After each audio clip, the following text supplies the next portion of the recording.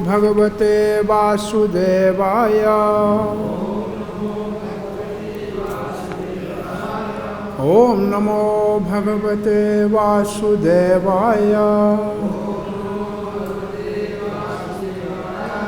ओम नमो भगवते वासुदेवाय।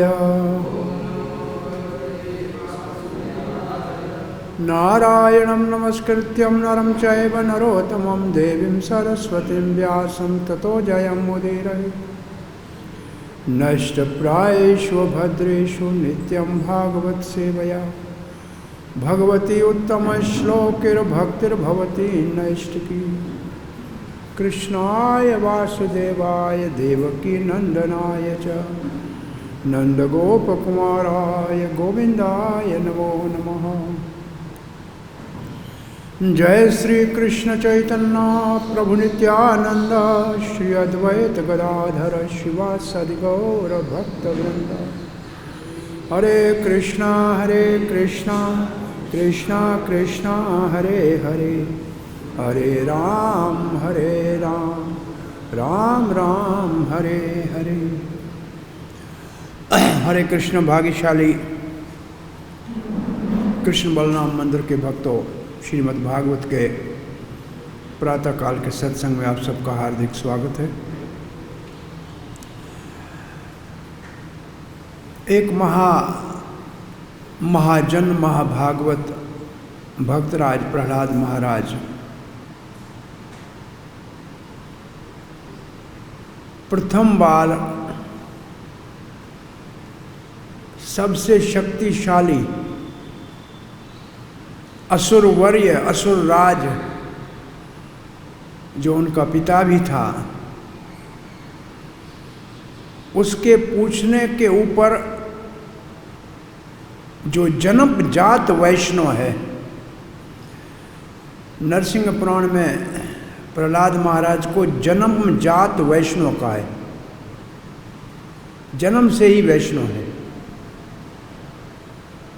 और वैष्णव निर्भव है, निर्भय होता है, भय नहीं होता उसको,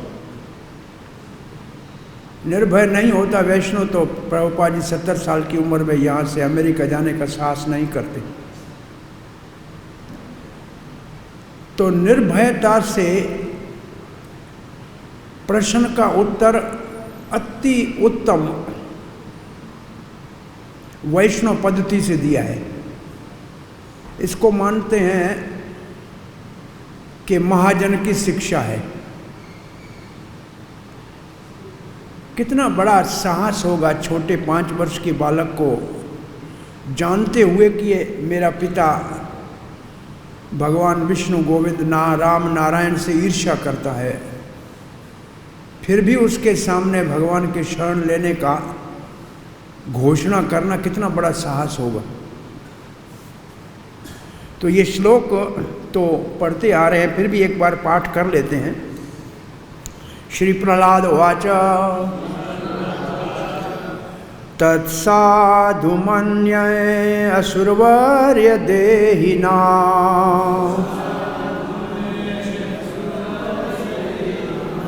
सदा समुद्विग्न धियाम् असद्ग्रहा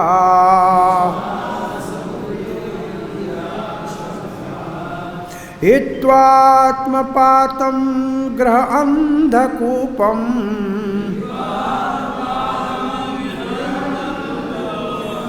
वनं गतो यद्धरिमाश्रये।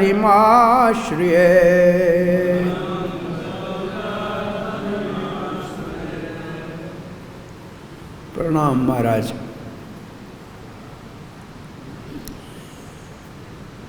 एक महाजन की शिक्षा है तो हर एक शब्द को अलग अलग दृष्टिकोण से इसका रसास्वादन 4-5 दिन से करते आ रहे हैं। कल परम पूज्य भक्ति आश्रय वैष्णव स्वामी महाराज भगवान का शरण लेना चाहिए इसके ऊपर, और कृष्ण का शरण लेना चाहिए जो समर्थ है, जो महावदन्य है, आश्रित रक्षक है, उसका शरण लेना चाहिए। ये पहली ये पहली बार प्रहलाद महाराज की अपने पिता के सामने इतनी बड़ी साहस से भगवत शरणागति का उत्तर है। साधु किसको आप मानते हैं? साधु मानने को दूसरा शब्द भागवत में बार बार आता है, श्रेय क्या है, आत्यंतिक श्रेय क्या है। साधु किसको मानते हैं अथवा आत्यंतिक श्रेय क्या है, परम कल्याण का साधन क्या है। आशा ये थी हिरण्यकश्यप के 5 साल का बच्चा है, कोई ऐसे कहेगा खिलौना ले दो, यही सबसे दुनिया में अच्छी बात है, और क्या है। बच्चा 5 साल का क्या कहेगा, कोई खाने के लिए चीज़ ले दो, नए कपड़े ले दो। लेकिन उन्होंने जो बात की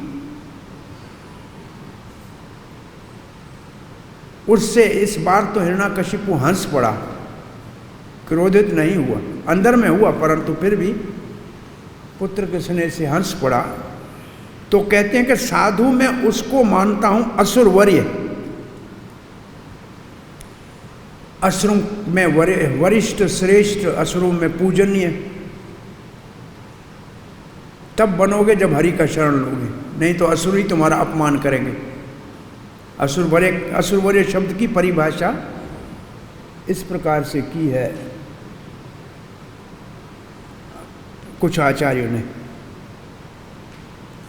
देही नाम सदा समुद्विक धियान, देही नाम देहीधारी को, जिसको शरीर है उसको सदा के लिए सम्यक उद्विग्न होता रहता है। सम्यक उद्विग्न का मतलब पूरी तरह से परेशानी संसार में सदा होती रहती है। कहाँ? धियाम, उसी बुद्धि विचलित रहती है, मन परेशान रहता है, सदा दुख में होता है, चिंता में होता है। बोला क्यों होता है? असत ग्रहण, असत ग्रह, असत को ग्रहण किया है, दुराग्रह है। ये ग्रह जो है ना, ये 9 ग्रह से भी भारी है असत ग्रह। असत को ग्रह किया है, ग्रहण किया है। असत क्या है? जो भगवान से अलग है वो सब असत है। भगवान सत है, भगवान से भिन्न जो कुछ है सब असत है। और यहां असत प्रहलाद महाराज किसको मानते हैं? मैं और मेरा। असत ग्रह का मतलब है मैं और मेरा। जो मैं मेरा संसार में करता है वो असद में ग्रस्त है, अथवा असद ने उसको घेर लिया है, अथवा उसका दुराग्रह है। तो मैं और मेरे को ही असद ग्रह कहते हैं। बोला किसको ज्यादातर मैं मानता है संसार में? तो कहते हैं ग्रह अंधकूपम, अंधा कुआं जो घर गृहस्थी का है ना, वही असद ग्रह, उसी को मैं और मेरा मानता है। वो है कैसा? हित्व आत्मपातम, हित्व आत्मपातम, ग्रहाद हित्व आत्मपातम। वो असत है घर गृहस्थी, उसको त्याग दो, क्योंकि वो आत्मपातम, आत्मा का पतन करता है। कहाँ गिराता है? अंधकूप में। तो जाए कहाँ? वनम। प्रभुपाद जी संभत विश्वनाथ चक्रवर्ती ठाकुर कहते हैं, वन में जाने से पहले भी घर में त्याग, गृहस्थी से त्याग करके फिर वन में जाना, नहीं तो वन में जाकर भी घर गृहस्थी के विचार बना रहेगा। पहले त्याग करो फिर जाओ। ये सब लोग आते हैं। प्रभुपाद जी ने लिखा है कि हमने लिखा, इस तात्पर्य के अंत में लिखा है कि वृंदावन में सब आओ। हमने देखा है बहुत से वृंदावन में आए हैं, लेकिन घर को अभी तक आसक्ति छोड़ के नहीं आए। सुबह से 10 बार घर में फोन करते हैं, काम चलता रहता है। तो चक्रवर्ती पाद जो कह रहे हैं कि पहले अनासक्त होके फिर वन में जाओ। बोला वन में होगा क्या? वन में जाके करो क्या? हरि का शरण लो, ये बात ध्रुव महाराज को उसकी माँ ने कहा कि भगवान के पास जाओ। बोला भगवान कहाँ मिलेगा? बोला वन में मिलेगा। वन एकांत का स्थान है, तो वन में भगवान कैसे मिलेगा? अब आज का जो हमारा वैसे सत्संग का विषय है हरि आश्रय। भाई उपदेश क्या दिया?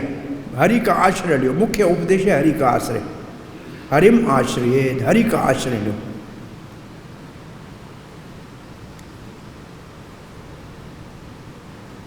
हरि का आश्रय लो, ये सबसे महत्वपूर्ण है।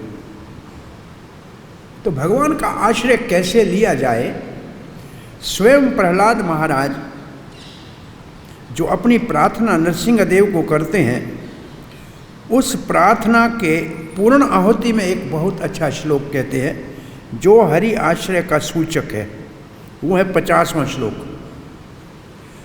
7, 9, 50। तत्ते अर्थम नमः। तत्ते इसलिए, अर्थम अर्थतम, अर्थ अर्थर अर्थतम, सबसे उत्तम जो पूजनीय है। नमः स्तुति कर्म पूजा। 6 अंग, यहां भक्ति के 6 अंग लिखे हैं। ये 6 अंग भक्ति के द्वारा भगवान का शरण लो। ये प्रहलाद महाराज अपने ही वचनों में नरसिंह देव को कहते हैं। तत्ते अर्थतमा नमः, स्तुति नमस्कार करना, स्तुति करना, कर्म पूजा भगवान की अर्चा विग्रह की पूजा करना, कर्म स्मृति और भगवान का सुमरण करना, चरण यो हो, फिर श्रवण करना, कथायाम भगवान की कथा का, संसेवया त्वयि भगवान आपकी सम्यक सेवा करना, विनेति षड अंगाय किम भक्तिम जनः परमहंस गतो लभेता।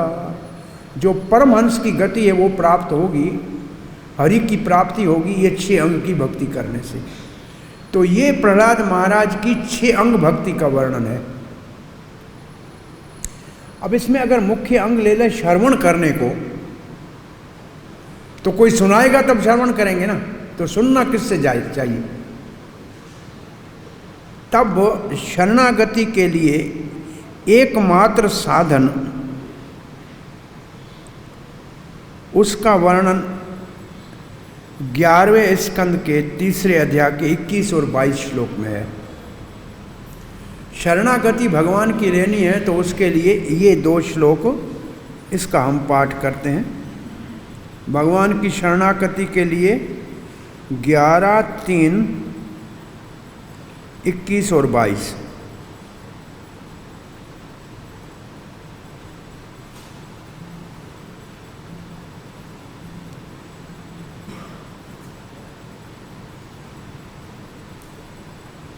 हरे कृष्ण। आ गया। शरणागति कैसे लेनी है? पहले लेनी क्यों है? लेनी क्यों है? प्रहलाद महाराज ने बताया क्यों लेनी है। असद को ग्रह किया है, अंधकूप में पड़े हैं। कोई अंधकूप में निकला है, सुख भोगा है, ऐसा कोई उदाहरण है?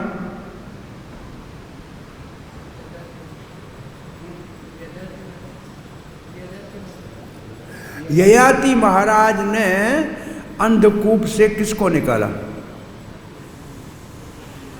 एक तो निर्ग अंधकूप से निकला, पड़ा हुआ था, जिसको भगवान ने भगवान के बच्चों निकाला। अंधकूप में निर्ग पड़ा था और देवयानी गिरी थी अंधेकूप में। बाहर निकली तो सुख मिला, अंधेकूप से बाहर तो निकले ना। तो अंधकूप में गिरते हैं, इसका मतलब फिजिकली गिरते हैं। एक महात्मा ने ये 2 उदाहरण लिखे हैं इसी श्लोक के तात्पर्य में। तो शरणागति का साधन क्या है? तस्माद् गुरुम प्रपद्ये जिज्ञासुम श्रेय उत्तमम। वहाँ साधु है या श्रेय है? इसलिए जो जिज्ञासु है, जो अपना दुख निवृत्ति संसार के उद्विग्न से मुक्त होना चाहता है, सदा उद्विग्न धिया से मुक्त होना चाहता है, उसको जिज्ञासु को अपने उत्तम श्रेय के लिए गुरु के शरण में जाना चाहिए। गुरुम प्रपद्ये, गुरु के शरण में जाता है। और गुरु के लक्षण, शिष्य का लक्षण क्या लिखा? जिज्ञासु श्री उत्तमम। और गुरु का लक्षण है पहले शाब्दे परे। शाब्द का अर्थ है वेद को जानने वाला, ब्रह्म वेद, और परे भगवान को जानने वाला, परमात्मा को जानने वाला, भगवान को जानने वाला। ये अगर होगा तो शिष्य के शंकाओं का समाधान करेगा। शास्त्र में अगर निष्णात होगा, अच्छी तरह से शास्त्र को अध्ययन किया होगा, तो गुरु के समस्या का समाधान करेगा, शंका का समाधान करेगा। वो अति आवश्यक है। और फिर है निष्णातम ब्रह्मणे। केवल किताबों का ज्ञान नहीं है, शास्त्र नहीं, उसका अनुभव भी होना चाहिए। अनुभव अपने शिष्य को भगवान के शरण में ले जाने में सहायता करेगा। अनुभव के बिना संशय का समाधान कर भी दे शास्त्र से, परंतु अनुभव नहीं होगा तो भगवान की प्रेम भक्ति जो परम लक्ष्य है उसमें आगे नहीं बढ़ा पाएगा। और तीसरा लक्षण है उपशम आश्रयम। उपशम का मतलब है उस स्वयं ने संसार के भोग को त्यागा हो। इसलिए उपदेशामृत का पहला श्लोक ही गुरु की परिभाषा है। गुरु का सिद्धांत जो है, गुरु कहाँ का है, क्या रंग है, क्या देश है, ये उद्देश्य नहीं है। उद्देश्य है कि गुरु का कहा जाए कि गुरु का लक्षण क्या होना चाहिए, गुरु का अस्तित्व कैसा होना चाहिए। वाचो वेगम, क्रोध मनस वेगम, उपस्थ उद्र वेगम, एतान वेगाम जो विषयेत धीरा। ये जो शब्द है यहाँ उपशम का अर्थ है ये 6 वेग को जिसने जीत लिया है, इसका अर्थ ये निकलना चाहिए। जो 6 वेगों को सह चुका है। और आश्रयम, जिसने भगवान का आश्रय लिया है। तो जिसने आश्रय लिया है वो हमको आश्रय दिलाएगा ना। तो हरि के आश्रय लेने के लिए वन में साधु का संग करना है, हरि कथा का श्रवण करना है। यहां तक भी वन में जाते हुए ध्रुव महाराज को नारद ने कहा कि भगवान का विग्रह बना के उसकी पूजा करना। ध्रुव महाराज भगवान का विग्रह बना के पूजा कर रहा था, ऐसे कर रहा था महाराज, उसको विग्रह बजाने के लिए कहा था ना नारद जी ने, एक मिट्टी का विग्रह बना के उसकी पूजा करना। पर कोई विग्रह पूजा का तो निर्देश किया था। और प्रहलाद महाराज ने जो 6 अंग भक्ति स्वयं, वो पूर्ण आहुति का श्लोक है उनकी प्रार्थना का, जिसमें हरि की पूजा का, हरि का अर्चन है, अर्चना है, उसमें सुमरण है और श्रवण है और परिचर्या है। तो ये जो श्लोक है ये शरणागति के लिए जिज्ञासा करनी चाहिए, गुरु के आश्रय में जाना चाहिए, जो शब्द ब्रह्मणे निष्णात हो। और उपशम, इसके ऊपर आचार्यों ने बहुत टीका लिखी है, सब आचार्यों ने इसके ऊपर अति महत्वपूर्ण और सुंदर टीका लिखी है। और दूसरा श्लोक इसके उपरांत वाला 22वां जो है वह तत्र, तो गुरु के पास जाके करे क्या? तब भगवत गीता का गुरु के शरण लेने का श्लोक पढ़ लेते हैं। कौन सा है? तस्माद,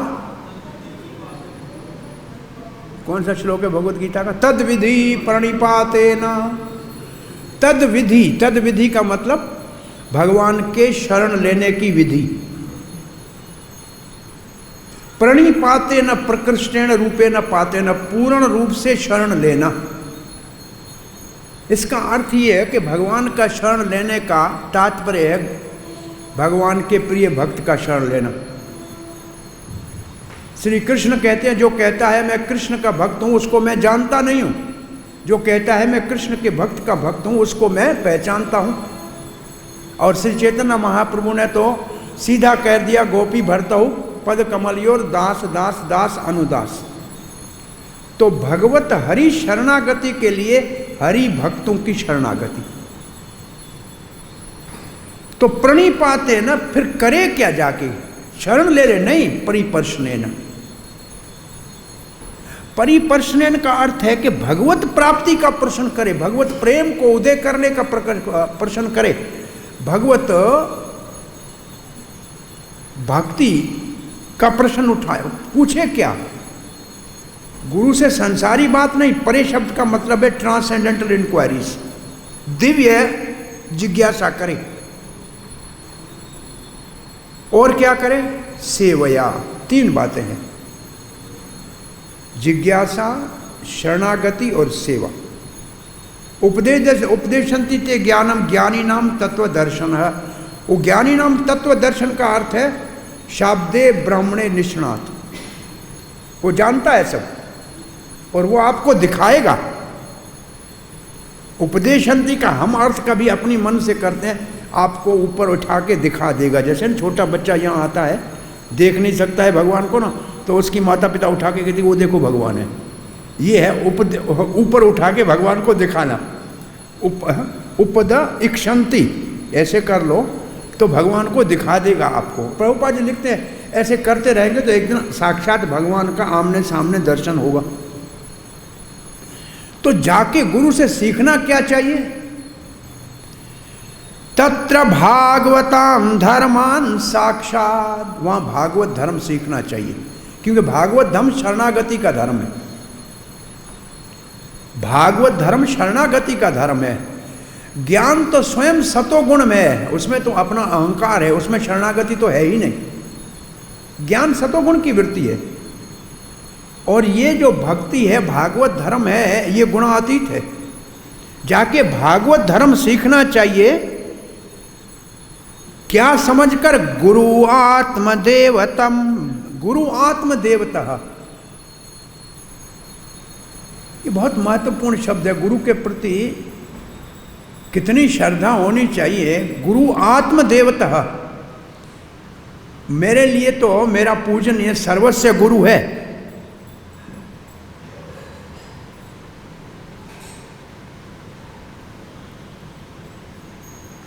और मिलेगा क्या? उसको संतुष्ट करेंगे तो हरि संतुष्ट हो जाएगा। पूरा श्लोक तो बहुत लंबा चौड़ा तात्पर्य है। तत्र भागवताम धर्मान शिक्षेत गुरुआत्म देवतः अमायया अनुवृत्त्यात् यैष तुष्येत आत्मात्मदो हरि, आत्मदः हरि। भगवान अपने आप को दे देगा। आप हरि का आश्रय लो, उससे पहले हरि आपको अपने आप को अर्पण कर देगा। भगवान ने किसी को अर्पण किया, ऐसा कोई उदाहरण है क्या? जिसने भगवान का शरण लिया उसको भगवान ने अपने आप को अर्पण कर दिया।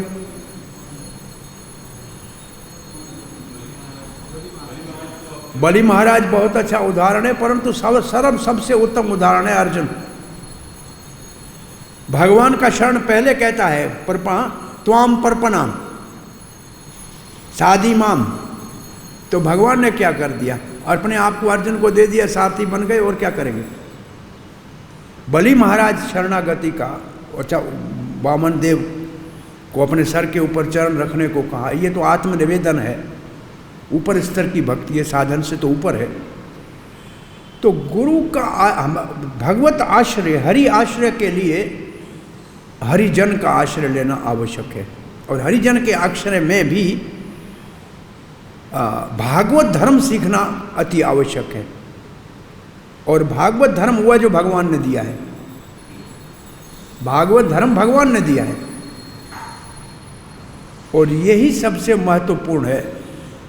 मैं समझता हूँ प्रहलाद महाराज की अपनी शिक्षाएं जो है अपने असुर बालकों का, वो यही है कि भागवतम धर्मान, ये भागवत धर्म को यहाँ सीखना चाहिए। भले जीवन थोड़ा है लेकिन इससे बड़ा लाभ प्राप्त कर सकते हैं। तो अपना जो प्रश्न का उत्तर है, हरि का आश्रय कैसे लेना चाहिए और वन में क्यों जाके लेना चाहिए। वन में जाने का मतलब असल में वन में कब जाना चाहिए। एक महात्मा कहते थे कि आप गिनती कर लो, 50 के बाद गिनती करो। 51, 52, 53 वन में जाओ, वन में जाओ, वन में जाओ।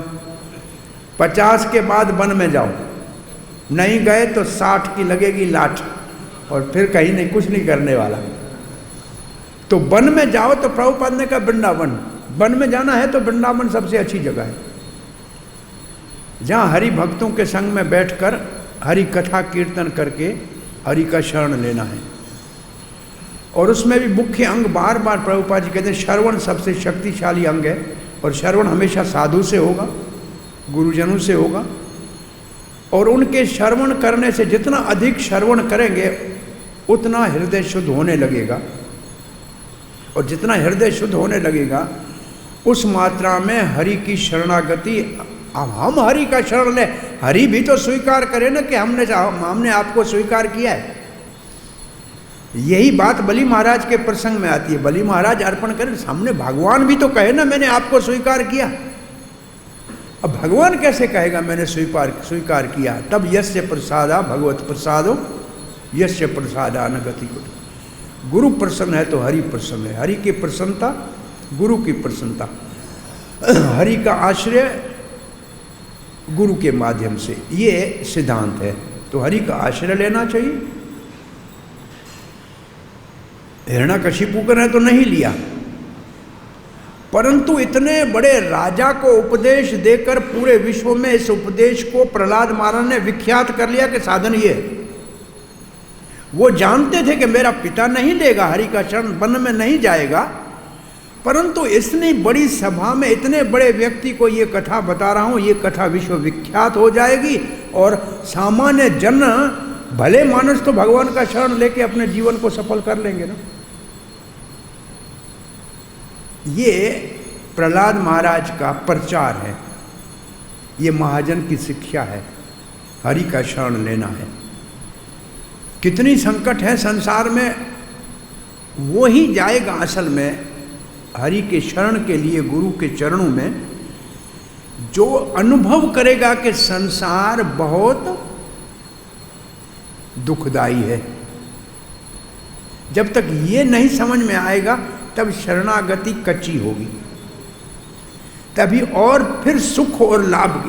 इसी श्लोक के तात्पर्य में भक्ति सिद्धांत सरस्वती गोस्वामी महाराज श्रील प्रभुपाद लिखते हैं, गुरु को सर्वस्व समझना चाहिए, सामान्य व्यक्ति तो समझना मूर्खता है, और गुरु को अपनी सेवा में नहीं लगाना चाहिए।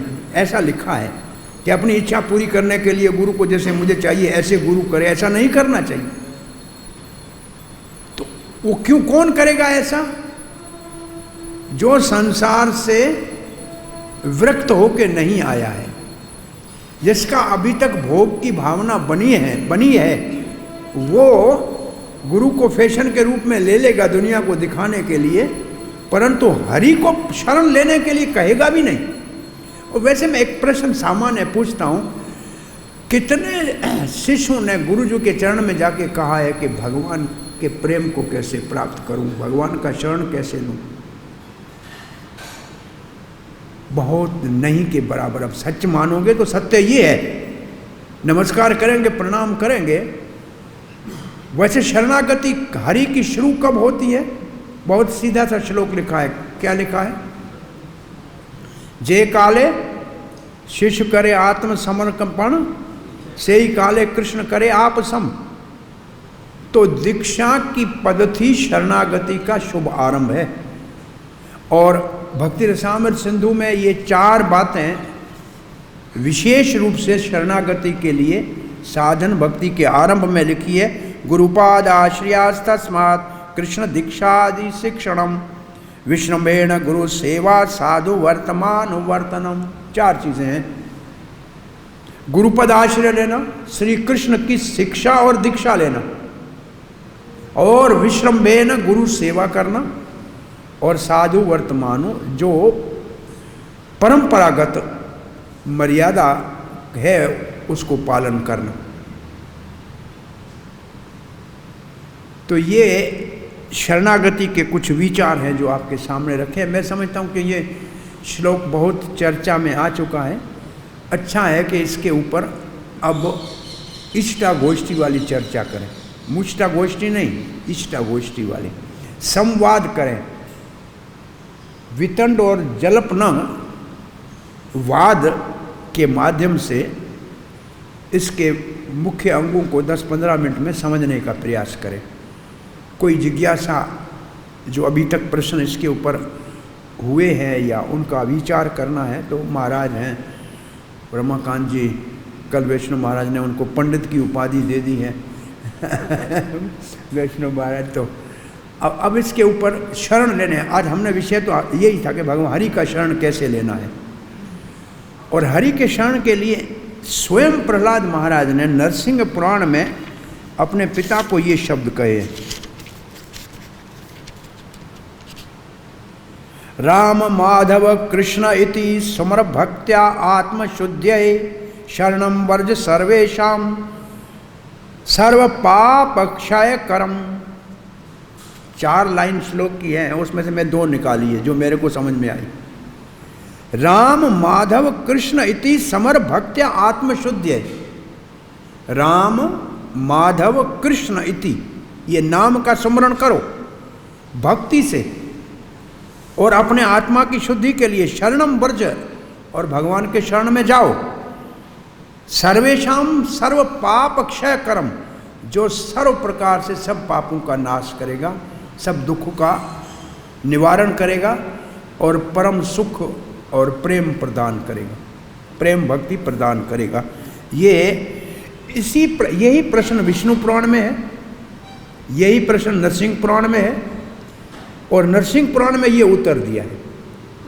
और विष्णु पुराण में शरण को न कहकर भक्ति का, कि भाई वहाँ उत्तर ऐसा ही है परंतु शरण शब्द नहीं है। सो अब इस विषय के ऊपर चर्चा करते हैं। हरे कृष्ण। कोई प्रश्न जिज्ञासा?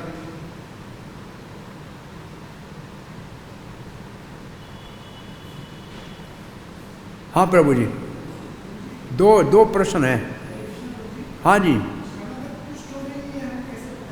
हाँ जी।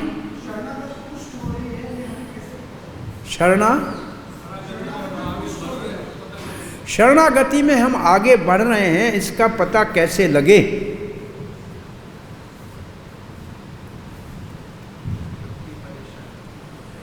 शरणागति में हम आगे कैसे बढ़ रहे हैं, इसका पता कैसे लगे? आपका क्या राय है सबका? ओह, बहुत अच्छा प्रश्न उत्तर दे रहे हैं हमारे राधाकांत जी।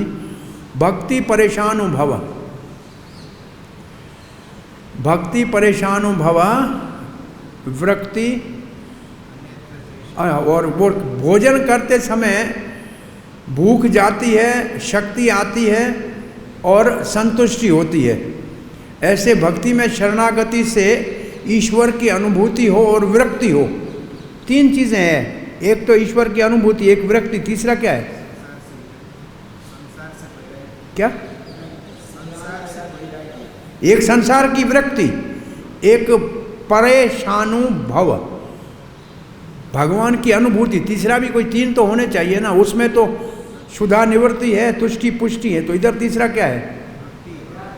एक तो भक्ति होती है, भक्ति भगवान का अनुभव और विरक्ति, ऐसे महाराज।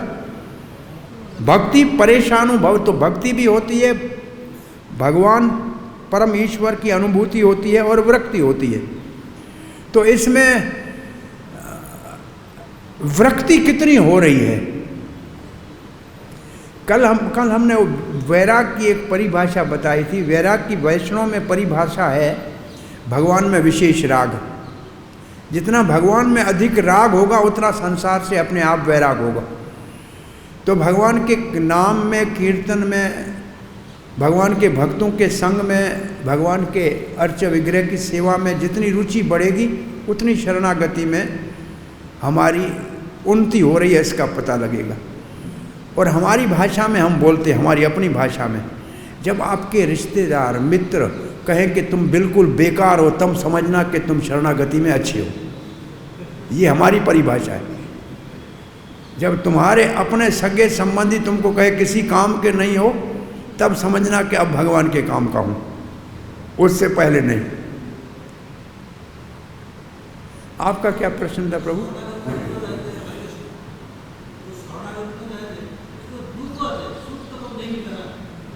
क्या शरणागति में क्या है?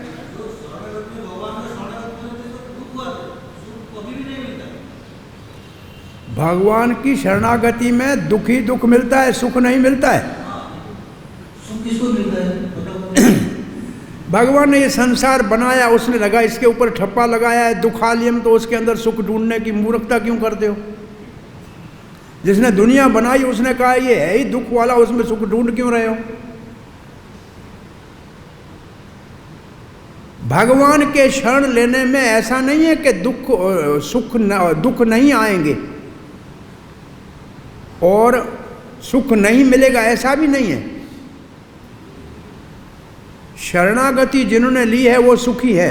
उनका नाम ही प्रहलाद है, प्रकृष्णेन रूपेण आह्लाद, पूर्ण रूप से आह्लाद में है, कभी दुखी नहीं होता है।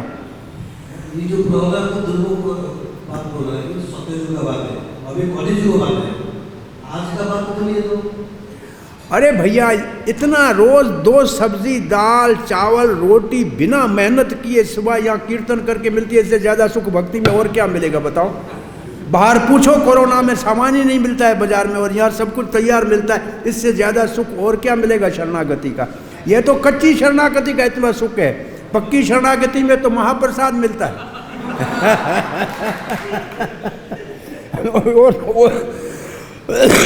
और क्या सुख चाहिए? आपके सुख की परिभाषा क्या है? हमारा तो सुख का प्रश्न ये, आपको सुख कब चाहिए, कैसे चाहिए, कहाँ चाहिए? सुख कब चाहिए? सब सदा चाहिए, हमेशा के लिए चाहिए, चाहिए कि नहीं चाहिए? कहाँ चाहिए? सब जगह चाहिए। किससे चाहिए? सबसे चाहिए। कौन है जो सब जगह है, सब में है, सब समय, वही आपको सुख देगा। ना आपका धन है, ना आपका रिश्तेदार है, केवल भगवान है, सब जगह है, सब समय है, वही सुख दे सकता है। सुख का दाता राम है, दूसरा नहीं कोई, और दूसरा कोई नहीं है। और ये भगवान की कथा कीर्तन जब तक सुनते हो तब तक सुख मिलता है कि नहीं? अब दूर नहीं जाओ, 1 घंटा कथा में बैठते हो, कीर्तन के में बैठते हो, सुख होता है कि नहीं? ये प्रमाण है, सुख मिलता है। यहाँ हमने तो पाश्चात्य देशों में 1 मिनट के लिए ओम नमो भगवते वासुदेवाय जपा कर उनसे पूछा कि आपका अनुभव क्या है। 99% से ज़्यादा सभी कहते हैं शांति मिली, एकांत का अनुभव हुआ, सुख की अनुभूति हुई। सभी लोग एक से, हम फिर कहते हैं सुबह से शाम तक आप काम करके मेहनत मजदूरी क्यों करते हो? बोला सुख के लिए। कभी मिला? बोला नहीं मिला। अभी 1 मिनट में मिला? बोला हाँ मिला। इसका मतलब सुख तो आपके अंदर में है, सुख कहीं बाहर की चीज़ों में है नहीं, सुख आपके अंदर में है, और परमात्मा भी आपके अंदर में बैठे हुए हैं। उसके साथ आपका संबंध स्थापित हो जाए तो सुख आपको मिलेगा। इसी को तो भागवत में लिखा है कि वो अत्यंतक सुखम अश्नुति, अति अधिक सुख का आनंद लेता है जब आत्मा का अनुभूति करता है। हमने शरणागति के अंदर अभी न आत्म साक्षात्कार किया है, न भगवत साक्षात्कार किया है, इसलिए उस सुख नहीं। सुख होता तो राजपाट छोड़ के मंडलपति थे हमारे गोस्वामी, यहाँ ब्रज में पेड़ के नीचे क्यों रहते? सुख नहीं होता ये तो सनातन गोस्वामी कचरे के डब्बे में क्यों रखते पारसमणि को? इस सुख की हमको अनुभूति नहीं हो रही है। तो सांद्र आनंद विशेष आत्मा प्रेम के स्तर पे सुख आता है। वो सुख जो है, उस सुख की तुलना दुनिया से की नहीं जा सकती, हम उस स्तर पे है नहीं। शरणागति सुख का ही साधन है, परंतु हम ले नहीं पा रहे। ले लें तो सुख है, कोई दुख नहीं है। भगवान रक्षक है तो फिर दुख काहे का है? आपका क्या प्रश्न था प्रभु? आप दुख को छोड़ो भाई। दुख भगवान को प्राप्ति के लिए हो तो ठीक है, तपस्या है तो दुख है, कोई बात नहीं, अच्छा है। ऐसा दुख बार बार आए, कुंती महारानी कहती है, जिससे भगवान मिलता हो, वो दुख खराब नहीं है। दुख भगवान अपने भक्तों को देते हैं सोने को कुंदन बनाने के लिए, चमकाने के लिए, विश्व में विख्यात करने के लिए। वो उनकी करुणा कृपा है, वो धोने के लिए, साफ करने के लिए देते हैं। भक्तों का दुख कर्मों का नहीं होता, भीष्म पितामह कहते हैं। वो भगवान काल के द्वारा अपने इशारे से उनको पका के परम विख्यात विश्व में करता है, इसलिए वो दुख भी। और वैष्णव तो कहते हैं जो कहे कि वैष्णव को दुख है बाहर से वो मूर्ख है। बाहर से जिसको दुख है अंदर में वो तो भगवान के प्रेम का आनंद ले रहा है। ये एक श्लोक चैतन्य भागवत से है जो लिखा है कि वो मूर्ख है जो समझता है कि वैष्णव दुखी है, वो अंदर में तो भगवान के प्रेम में बहुत सुखी है। हमने आपको एक उदाहरण दिया था, एक महात्मा का टांग टूट गया था, वो बेचारा अकेला बैठा था। कोई आया सेवक, बोला महाराज अकेले बैठे हो। बोला तुमने अकेला कर दिया, पहले मैं भगवान के साथ बैठा था, बड़ा सुखी था, तुम आया मुसीबत पैदा कर दी। इसका मतलब ये संसार के दुख की परवाह नहीं है, लेकिन भगवान के साथ अकेला बैठा था, मजे में बैठा था। तुम आया और पूछने लगा दुनिया की बात, टांग कैसे है, और मैं तो कर रहा था त्रिविक्रम का ध्यान और तुम टांग का ध्यान कराने आ गए। तो ये मुसीबत है कि भगवान का भक्त को दुख कोई नहीं होता है, उसका दुख विलाप कर रहा है फिर भी। अब चैतन्य महाप्रभु रो रहे हैं, क्या दुख है क्या? ये जो विरह वाला दुख है ये तो सुख से भी अधिक मीठा है, लेकिन इसका जिसको रस आ जाए, ये ऐसा ये इसका भाव है। आपका क्या प्रश्न है प्रभु? तो आप कह रहे थे कि हमें वृंदावन धाम में आना चाहिए, वृंदावन वन में आना चाहिए 50 साल 60 साल के बाद में। तो कई लोग जो कम उम्र के हैं वो भी आ जाते हैं। कई लोग कम उम्र वाले भी कम उम्र वाले आए हैं। हाँ, तो वो भी धाम का वन का जो प्रभाव है उनके ऊपर कैसे पड़ता है? वो जो बूढ़े आए हैं उनकी सेवा के लिए है। भाई बूढ़ों को देखभाल कौन करेगा? इतने सारे बूढ़े या इकट्ठे करोगे तो उनको देखभाल कौन करेगा? वो सेवा करके सिद्ध हो जाएंगे। प्रभुपाद जी ने लिखा है ना लास्ट इसकी लाइन में, हमने कृष्ण भावना आंदोलन में विश्व के समस्त पुरुषों को वृंदावन आने के लिए तथा यहाँ पर निवृत्त जीवन बिताने और कृष्ण भावना में उन्नति करने के लिए आमंत्रित करते हैं। प्रभुपाद ने सबको निमंत्रण दिया। यहाँ नहीं लिखा है बूढ़ों को, पहले लिखा है वानप्रस्थ, लेकिन यहाँ लिखा है सब आओ। फिर भी नवयुवकों को सावधान ये करना है कि जो ग्रह को अंधकूप से निकले हैं वो आए, भोग साथ नहीं लाए वृंदावन में, नहीं तो रह नहीं पाएंगे। भोग को दूर सीमा से बाहर नमस्कार करके आए। पर नौजवानों की आवश्यकता है, बहुत आवश्यक। हाँ प्रभु जी। जो आश्रय के ऊपर आप विकास थी तो सुंदर लगा। तो मेरी प्रश्न है कि प्रभुपाद भगवद गीता के प्रसिद्ध श्लोक है माम एकम शरणं व्रज। माम एकम शरणम। माम शब्द के पर प्रभुपाद ने परिभाषा दी है कि मेरी भक्तों की शरण में आओ, और इसको प्रूव करने के लिए एक भागवत में एक श्लोक कोट करते हैं। किरातनांद्र प्रविंद पुलकसा अभिरसु प्रजवना प्रसादया यज्ञेच पापा जलपास प्रयास। तो जिन्होंने भगवान का आश्रय लिए हैं तो उनकी शरण में जाएंगे। प्रश्न है कि कौन आश्रय लिया है हम कैसे समझेंगे और उनके आश्रय लेंगे? अब बहुत अच्छा हयग्रीव प्रभु है क्या? हाँ, डंडा का है। हरे कृष्णा। इनका प्रश्न क्या है कि माम एकम शरणम में प्रभुपाद जी ने लिखा है भगवान के भक्तों का शरण, और फिर जो श्लोक लिखा है भागवत से किरात होना आंध्र पुल का आदि, वो भगवान के भक्तों का आश्रय लेता है तो शुद्ध हो जाते हैं। शुद्धयंती प्रभु विष्णुवे नमः।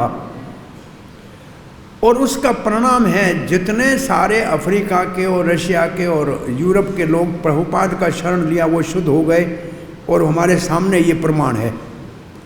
शुद्ध होने का मतलब है कि पहले तो उन्होंने वैष्णव पद्धति को स्वीकार किया, गुरु के शिक्षा को स्वीकार किया, और गुरु की शिक्षा को स्वीकार करके सेवा में लगे, तो भगवान के नाम की शक्ति से और वैष्णव की कृपा से उनके जीवन में परिवर्तन आया, जो हमारे सामने प्रमाण इतना बड़ा प्रसिद्ध पड़ा है कि इसके लिए तो कहीं और जाने के देखने की जरूरत नहीं है कि प्रभुपाद के शरण लेने से, प्रभुपाद की कृपा से विश्व भर के लोग जो पुलकश इनसे भी नीचे गिरे हुए थे वो सब शुद्ध हो गए और महात्मा हो गए। कौन? जिन्होंने आज्ञा का पालन किया, जिन्होंने सेवा में लगे, वो तो शुद्ध हो गए, और जो नहीं लगे वो रह गए। तो सेवा में लगना, साधु का शरण लेने में 3 बातें हैं ना, शरणागति के साथ जिज्ञासा के साथ सेवा है। तो सेवा मुख्य रूप से आज्ञा का पालन है। सेवा की परिभाषा है आज्ञा का पालन। तो आज्ञा का पालन करने से वैष्णव की, और विष्णु, वो जो वैष्णव है वो प्रभु विष्णु, उसकी अपनी शक्ति नहीं है, भगवान की शक्ति से वो ये कार्य करता है। वो भगवान की शक्ति से उसको शुद्ध करता है। तो वहाँ शुद्ध के लिए प्रभु विष्णु ने लिखा है, प्रभु विष्णु है वो नाम लिखा है आगे, क्योंकि वो हृदय में भगवान को धारण करता है, गोविंद को हृदय में लेके घूमता है, वो तीर्थ है, और जहाँ जाता है उसको पवित्र कर देता है।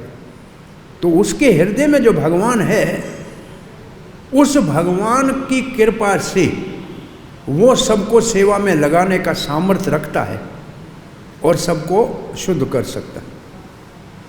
आपका अपना कोई और अच्छा राय हो तो सबके लिए शेयर कीजिए, हमको तो इतना समझ में आता है। नहीं, आपका तो वाक्य बहुत सुंदर लगा, लेकिन जिसकी प्रूफ नहीं है, जैसे प्रभुपाद विदेश जाने के पहले मान लीजिए तो शुद्ध भक्त नहीं, लेकिन उनकी प्रभाव को नहीं जानते थे लोग। तो इसी प्रकार शुद्ध भक्त चित्त करके रहते, लेकिन कैसे हमको समझेंगे जिनका आश्रय हम ले सकते? जिसका हम आश्रय लें उसको हम कैसे समझें? मतलब गुरु को नहीं, हाँ, तो शुद्ध भक्त है जिन्होंने आश्रय लिया है भगवान की, हाँ हाँ, उनकी प्रभाव समाज के ऊपर प्रदर्शित होने के पहले हम कैसे समझेंगे? उसको अपने उपदेशामृत में लिखा है, जो भगवान के भक्ति में ज़्यादा लगाता है, समझ लो कि वो भगवान का शुद्ध भक्त है। ये जो लिखा है उत्तम भागवत की परिभाषा, जो बहुत से लोगों को भगवान की भक्ति में ला सके। बाकी आपके प्रश्न का मैं इसलिए मुश्किल उत्तर है कि जो शुद्ध है उसको पहचान वही सकेगा जो शुद्ध होगा। जो स्वयं शुद्ध नहीं होगा तो शुद्ध को पहचानेगा कैसे? तो स्वयं शुद्ध नहीं होगा तो शुद्ध को पहचान नहीं पाएगा। इसलिए ये प्रश्न बहुत बड़ा अपने आप में मुश्किल है कि मैं शुद्ध कौन है, इसको कैसे पहचानूं? मैं ही शुद्ध नहीं हूं तो शुद्ध को कैसे पहचानूंगा? भाई डॉक्टर बात कर रहा है तो दूसरा डॉक्टर है तो उसकी बात को समझेगा, दूसरा सामान्य व्यक्ति तो नहीं समझेगा। तो शुद्ध को समझने के लिए शुद्ध होना पड़ेगा। इसलिए भगवान परम शुद्ध है, उसको समझने के लिए तीनों गुणों से ऊपर उठने के लिए भगवान कह रहे हैं, तब मुझे समझ पाएंगे जब तीनों गुणों से ऊपर उठेंगे, नहीं तो मुझे नहीं समझ पाएंगे। ऐसे ही शुद्ध भक्त को समझना उसके प्रभाव से समझ सकते हैं कि उसने कितने लोगों को भगवान की भक्ति में लगाया, कितने लोगों का उद्धार किया, उससे पता लगता है कि इसमें सामर्थ्य है। और हम ऐसे 2 प्रमाण हमने पढ़े, कहीं लिखा है, शुद्ध भक्त के पास जाने से एक तो समय बीतता है उसका पता नहीं लगता है, काल ठहर जाता है, और आप उससे मिल के वापस आओगे ना तो वैसे आप नहीं रहोगे पहले थे, आपके जीवन में परिवर्तन आएगा। ये 2 चीज़ें शुद्ध भक्त के पास जाने से आपको समय बीतता है, उसका उठने की मन नहीं करे, उधर बैठे रहे, एक बात। दूसरा, वहाँ से जब आए तो जीवन में परिवर्तन हो, वैसे न रहे जैसे पहले थे, तो समझ लो कि भगवान के किसी प्रेमी भक्त का कृपा हुआ है। ये साधु भाषा में बोलता हूँ। ऐसे बहुत सी और जगह है जहाँ से भी लोग उठना नहीं चाहते हैं, लेकिन वो नरक में जाने वाली है। इसका मतलब इस संगति का जैसे संग लाभ करने से पता चलता है। जी जी, संग लाभ करने से पता चलता है, संग करने से पता चलता है, बहुत अच्छी बात है। वैसे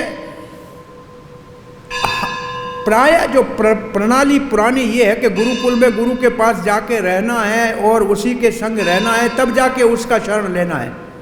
तो वो जो मर्यादा मार्ग तो वही है, लेकिन अब कली काल में जो चल रहा है हमारे पास इंस्टीट्यूशनल मार्ग, इसमें भी हमारे को 6 महीने 12 महीने अपना जिस साधु से हमारे को शिक्षा लेनी है, दीक्षा लेनी है, उसका संग तो करते ही है। और दूसरी प्रश्न हाँ जी, कि सिखाओ शरणागति भक्त तेरा प्राण, सिखा शरणागति भक्त तेरा प्राण, भक्त तेरा प्राण, भक्त भक्तेर प्राय प्रायण प्राण, भक्तों का प्राण है, भक्तों का प्राण है। हाँ जी, तो शरणागति में सीखा है, शरणागति को सीखा जाता है। लेकिन कुछ परिस्थिति हम देखते हैं, जैसे गजेंद्र हैं और द्रौपदी हैं, तो वो ऐसे लगता है कि मजबूरी में वो महात्मा हो गए, क्योंकि ऐसी परिस्थिति हुआ कि गजेंद्र ने शरण लिए। तो शिक्षा का कितने महत्व है? कोई क्या क्या प्रश्न क्या है पूरा? हाँ, गजेंद्र है आपत्ति काल में शरण लिए। आपत्ति काल में गजेंद्र ने शरण लिया। द्रौपदी और दोनों में अंतर है। हमारे भक्ति रसामृत सिंधु में कहते हैं द्रौपदी का शरण अनयाभिलाषिता शून्यम के अंतर्गत शुद्ध भक्तों में से बाहर नहीं है, क्योंकि द्रौपदी जो है बाहर नहीं है, उसकी शरणागति जो है वो प्रेम पूर्वक है, पर गजेंद्र की शरणागति जो है वो इसमें नहीं आती है। उसका कारण है कि वो भोग विलास कर रहा था, वो वहाँ कोई संकट उसका भगवान की भक्ति करते हुए या भगवान के भक्तों के संग में नहीं आया था, भोग विलास के बीच में आया था। इसलिए उसकी शरणागति को अन्य अभिलाषिता शून्यम में नहीं लेते हैं। ये तो भक्ति रसामृत में जब पढ़ाते हैं तो ये दो अलग अलग कर देते हैं दोनों को। है तो वो भी शरणागति, परंतु वो स्थिति उसकी शरणागति की एक कहा जाए कि मजबूरी की थी, वो पूर्व जन्म की याद थी। लेकिन द्रौपदी तो भगवान की बहुत प्रेमी भक्त थी, इसलिए वो बाहर नहीं है, उत्तम भक्ति से बाहर नहीं है उसको, और गजेंद्र उत्तम भक्ति से बाहर। इसमें पहले एक प्रश्न है कि जो शरणागति जो है वो क्या शिक्षा और ट्रेनिंग से होता है, ना भगवान की कृपा से अपने आप ऐसे ही परिस्थिति से वो सीखते? इन श्लोक में प्रभुपाद जी ने लिखा है कि कोई भी भगवान को अपनी बुद्धि से, ज्ञान से, पढ़ने से, पूजा के नहीं पा सकता है। जिसको भगवान वर्ण करते हैं वही भगवान को जान सकता है। तो भगवान किसको वर्ण करते हैं? जिसको अपने भक्त का संग देते हैं। भगवान किसी को वर्ण करे इसका पता कैसे लगेगा? उसको अपने भक्त का संग देंगे। ये भगवान के वर्ण का प्रमाण है। और जैसे भगवान ने अगर ध्रुव को वर्ण करना था तो नारद का संग दे दिया, अगर परीक्षित को वर्ण करना था तो सुखदेव को भेज दिया। तो इसलिए भगवान जिसके ऊपर कृपा करते हैं उसको भक्त का संग मिलता है, तभी भगवान की शरणागति संभव है। अभी महाराज आपके दो आशीर्वाद के शब्द पूर्ण आहुति को, क्योंकि भूखा नहीं रखूंगा मैं इनको, नहीं तो ये इनकी शरणागति। आपका आशीर्वाद के शब्द महाराज। हरे कृष्णा। हरे कृष्ण महाराज। हरि प्रभु का प्रश्न है, आप उपदेश दिए कि शरणागति स्वीकार करना चाहिए, लेकिन परिशुद्ध भक्त है उसका लक्षण क्या है? तो साधुओं प्रभु उत्तर दिए कि शुद्ध भक्त को लक्षण को समझना तो थोड़ा कठिन होता है, तो विज्ञजन है वो भी नहीं समझ पाते हैं, ठीक है, लेकिन उसके पहले में लक्षण बतला दिया, श्लोक उद्धृत किए, तस्मात् गुरु प्रपद्ये जिज्ञासु से उत्तम साध्य परे निष्काम ब्रह्मणि उपसमास। तो इसमें शिष्य के भी योग्यता को दिया गया है और गुरु के योग्यता को भी दिया गया है। जिज्ञासु से उत्तम, संसार के जिज्ञासा से हट करके सुख का जो सच्चा साधन है उसके विषय में जिज्ञासु। पीछे से जाने में बहुत समय लगेगा। और गुरु का लक्षण दे रहे हैं कि साध्य परे निष्णा, उसको शब्द ब्रह्म में निष्णात होना चाहिए, जैसे बतलाए कि तभी वह संशय का छेदन कर पाएगा। लेकिन यही पर्याप्त नहीं है, पर ब्रह्म में भी निष्णात होना चाहिए। पर ब्रह्म में निष्णात है तो भक्ति में लगा हुआ है, इसका लक्षण क्या आएगा? उपसमास है, जिसको सीधे ही पहले उपदेशामृत के प्रथम श्लोक कर दिए। तो लक्षण तो वही दिया गया है, वहां से सिम्टम दिया गया, उपसमास यही शुद्ध भक्त का कम से कम एक लक्षण है इस परिप्रेक्ष्य। समझ में आ रही है कुछ बात? ठीक है, धन्यवाद महाराज, आप पूर्णाहुति कीजिए। हरे कृष्ण। हरे कृष्णा।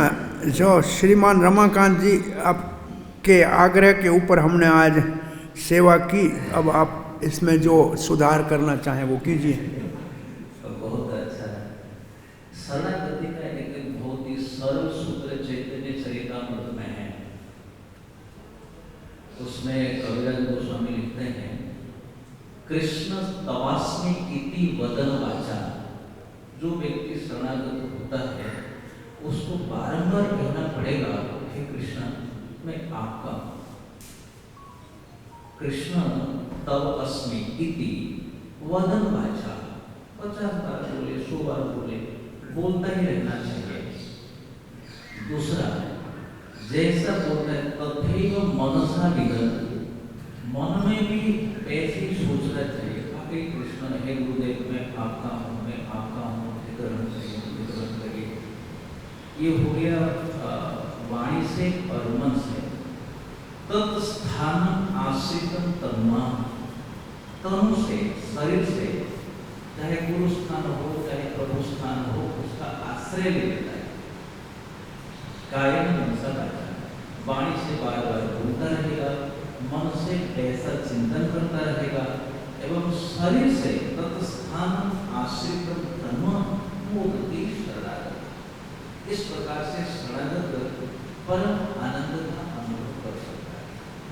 ये एक बात। बाकी जो लोग प्रश्न कर रहे थे कि शरणागत हो गया उसका लक्षण क्या है, कई जगह में चिंतन है, लेकिन ये मुख्य लक्षण यही है, शरणागत भक्त अपने लिए किसी फल की कामना नहीं करेगा। ये समझना बहुत ज्यादा कठिन नहीं है। मान लीजिए हमने अपने आप को आपके चरणों में बेच दिया, फिर हम आपसे कुछ भी आशा नहीं करेंगे। शरणागत जो शिष्य होता है, जो भक्त होता है, उसका मुख्य सिम्टम होगा सुख दुख को समभाव में देखेगा। चाहे सुख है तो दुख है, हमारे गुरु ने भेजा है, जैसे आरुणी उपमन्यु, ये लोग शरणागत के एकदम बहुत ही ज्वलंत दृष्टांत प्रस्तुत करते हैं। ऐसी शरणागति ना किसने देखा है। आरुणी उस मेड़ पर लेटे, उपमन्यु गुरु के आज्ञा से कहीं जहर खा गए, तभी भी गुरु के प्रति कोई ऐसी भावना नहीं। तो इस प्रकार से शरणागति के लक्षणों को देख करके शास्त्रों से व्यक्ति अपना सकता है। हरे कृष्ण। बहुत अच्छा रमाकांत जी, आप भगवान कृष्ण में मेरा हूँ मन से चिंतन करे, सेवा करे, ये शरणागति की परिभाषा है। और फिर आपने उदाहरण में कहा गुरु की आज्ञा का पालन करे, ये सब भी गुरु के माध्यम से ही होना है। मुख्य बात शरणागति का साधन, प्रभुपाद जी से किसी शिष्य ने पूछा कि मैं आपको कैसे प्रसन्न करूं, how can I please you. Prabhupada शांत रहेगा, जब कृष्ण प्रेम आपका जागृत हो जाएगा मैं प्रसन्न हो जाऊंगा। जब आपके हृदय में कृष्ण प्रेम जागृत हो जाऊंगा मैं प्रसन्न हो जाऊंगा। इसका मतलब गुरु की प्रसन्नता है कि शिष्य कृष्ण प्रेम में लग जाए, कृष्ण प्रेम को प्राप्त कर ले। तो शरणागति का परम लक्ष्य है कृष्ण प्रेम की प्राप्ति। वो गुरु प्रसन्न तभी होता है जब हम उस लक्ष्य को प्राप्त करते हैं। ये इसकी परिभाषा है। तो बहुत धन्यवाद शरणागति के लिए। महाराज 2 शब्द आप आशीर्वाद को कहो तो फिर ये जाके प्रसाद खाएं। फिर 2 शब्द फिर भी।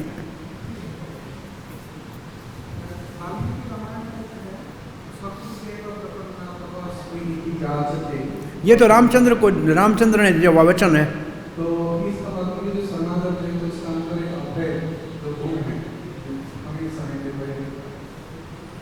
भगवान मैं आपका हूँ एक बार कह दे तो भगवान उसको स्वीकार कर लेते हैं। राम जी ने कहा है विभीषण के आने के ऊपर। और 16वां अध्याय का पहला श्लोक है अभयम सत्व संस्कृति। इसमें मेरे की सन्यासी का ये लक्षण है अभय। इसका मतलब है जो सन्यास ग्रहण किए हैं तो तरह से शरणागत है, काय मन वाक्य से। बिल्कुल जी, सन्यासी का काम मनसा कर्मणा वाचा, भगवान की सेवा में ही तीनों लगाने, और कोई काम नहीं है उसका। उसका शरीर भी चिन्मय हो जाता है ना, वो तो उसके इंद्रियां, शरीर, मन सब चिन्मय हो जाता है। भगवान की सेवा के अतिरिक्त और कोई उद्देश्य नहीं है। लेकिन यहाँ हिरण्यकश्यप को सन्यास शरणागति करानी है, ये बहुत मुश्किल है, बाकी सब ठीक है। प्रहलाद महाराज ने कह दिया, लेकिन उनके लिए नहीं कहा, कहा हमारे लिए। हरे कृष्णा, धन्यवाद। श्री प्रभुपाद की जय, ग्रंथराज श्रीमद् भागवत की जय।